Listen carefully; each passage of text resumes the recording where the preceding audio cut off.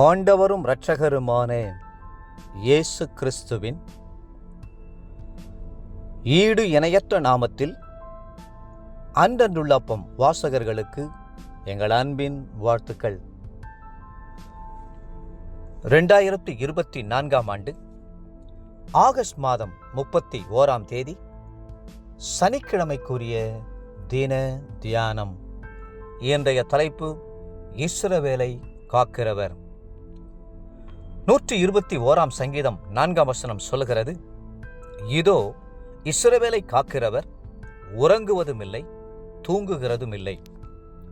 வேதத்திலே 121ஆம் சங்கீதம் கர்த்தர் நமக்கு தரும் அடைக்கலத்தையும் பாதுகாப்பையும் குறித்து தெளிவாக பேசுகிறது. இதிலுள்ள 8 வசனங்களிலும் 6 தடவை அவர் நம்மை காக்கிறவர் என்பது தெளிவாக சொல்லப்பட்டுள்ளது. அதில் 3 முறை காக்கிறவர் என்று நிகழ்கால வாக்குத்தத்தமாகவும், காப்பார் என்று 3 முறை வருங்கால வாக்குத்தத்தமாகவும் வருவது நமக்கு எத்தனை ஆறுதலாக இருக்கிறது. ஆம், கர்த்தர் நம்மை காக்கிறவர். தம்முடைய இரத்த கோட்டைக்குள்ளே மூடி மறைத்து காக்கிறவர். அக்கினி மதிலாய் சூழ்ந்து நம்மை காக்கிறவர். சுடரொளி பட்டயங்களை கட்டளையிட்டு காக்கிறவர்.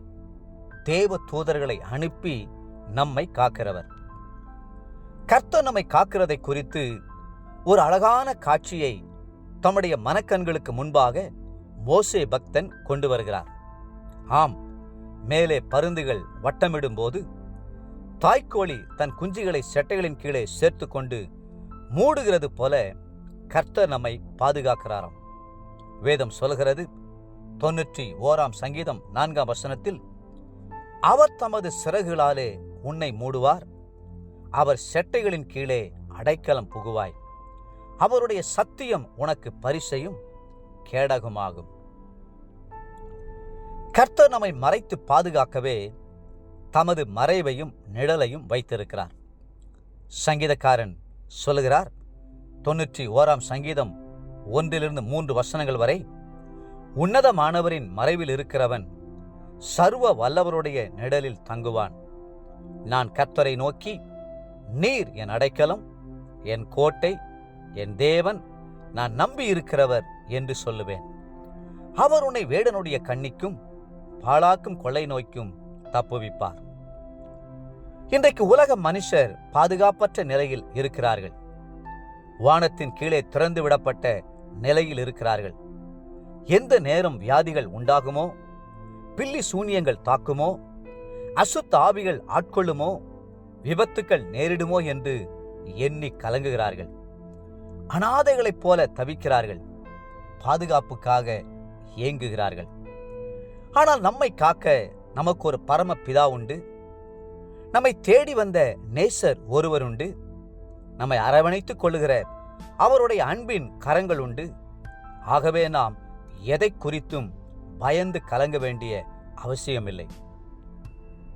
வேதம் சொல்கிறது, 91ஆம் சங்கீதம் 5, 6, 7 வசனங்களில், இரவில் உண்டாகும் பயங்கரத்துக்கும், பகலில் பறக்கும் அம்புக்கும், இருளில் நடமாடும் கொள்ளை நோய்க்கும், மத்தியானத்தில் பாழாக்கும் சங்காரத்துக்கும் பயப்படாதிருப்பாய். உன் பக்கத்தில் 1000 பேரும் உன் வலதுபுறத்தில் 10,000 பேரும் விழுந்தாலும் அது உன்னை அணுகாது. எகிப்தியரின் மத்தியிலே எந்தெந்த வீடுகளில் பஸ்கா ஆட்டுக்குட்டியினுடைய ரத்தம் பூசப்பட்டிருந்ததோ அந்த வீடுகளில் உள்ள பிள்ளைகள் பாதுகாக்கப்பட்டது போல கிறிஸ்துவின் இரத்த அடைக்கலத்துக்குள்ளே இருக்கிற உங்களையும் உங்களுடைய குடும்பத்தினரையும் கர்த்தர் கண்மணி போல பாதுகாத்துக் கொள்வார். தேவ பிள்ளைகளே, ஒவ்வொரு நாளும் கர்த்தர் உறங்காமல் கண் விழித்து நம்மை பாதுகாக்கிறதற்காக நாம் அவருக்கு நன்றியோடு ஸ்தோத்திரம் செலுத்துவோமாக. இன்றைய நினைவிற்கு 46ஆம் சங்கீதம் 1 வசனம், தேவன் நமக்கு அடைக்கலமும் பெலனும் ஆபத்து காலத்தில் அனுகூலமான துணையுமானவர். இன்றைய வேத வாசிப்பு காலை சங்கீதம் 132, 133 மற்றும் 134 சங்கீதங்கள். மாலை 1 கொரிந்தியர் 11 அதிகாரம் 17 34 முடிய. அன்புக்குரிய அன்றன்றுள்ளப்பம் வாசகர்களே, மீண்டும் உங்களை வாழ்த்துகிறோம். கர்த்தர் உங்களுக்கு பாதுகாப்பாய் அடைக்கலமாய் இருக்கிறார். கலங்க வேண்டாம். கர்த்தர்தாமே உங்களை ஆசீர்வதித்து மென்மேலும் உயர்த்துவாராக. ஆமென்.